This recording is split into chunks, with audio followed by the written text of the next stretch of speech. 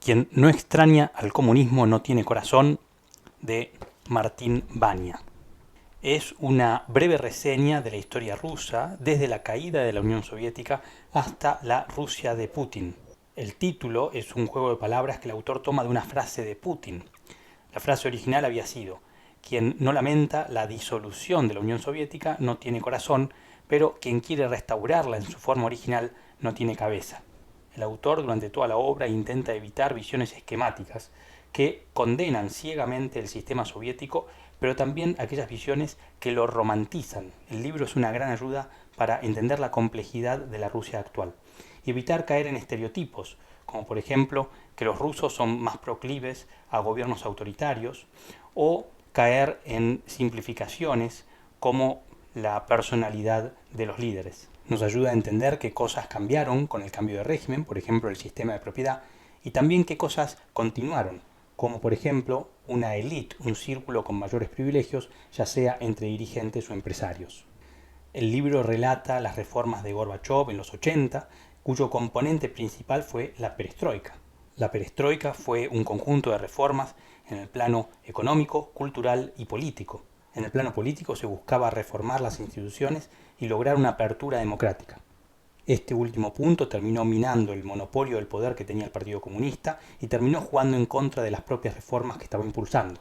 En el libro no lo menciona, pero es imposible no hacer un paralelo con el desempeño de China, que tuvo un desarrollo completamente distinto.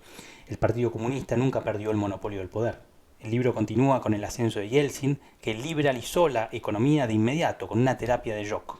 La crisis asiática del 97, que impactó negativamente en todos los países emergentes, el precio del petróleo cayó y esto pondría fin a la era de Yeltsin y le daría paso a Putin.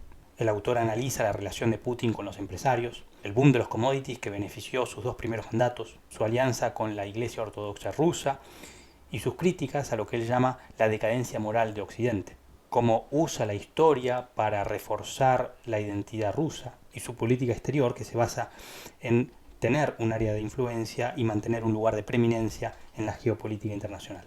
En general, el libro me pareció una excelente lectura, muy recomendable. Lo único que me hizo ruido fue una serie de comentarios que el autor hace sobre el capitalismo. Dice: el capitalismo funciona como una máquina de rapiña y de saqueo, en donde Rusia no fue la excepción.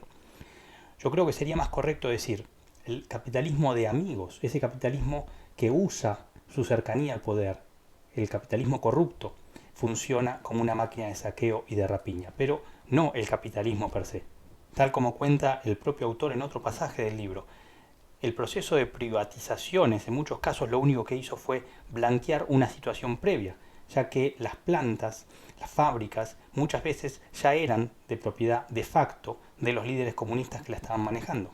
Más aún, el autor cuenta que cuando se disuelve la Unión Soviética, el crimen organizado tenía una presencia importante en las calles, en la economía y hasta en las fuerzas de seguridad. La corrupción, los privilegios, la mezquindad, el autoritarismo ya existían desde antes que se implementara el capitalismo. Por lo tanto, ese tipo de comentarios desentona un poco con el resto del libro, que, como ya digo, es muy equilibrado. Habiendo hecho esta salvedad, vuelvo a decir, el libro es una lectura recomendada y muy útil para entender este país que no renuncia a tener una presencia destacada en la geopolítica internacional. Quien no extraña el comunismo no tiene corazón, de Martín Bania.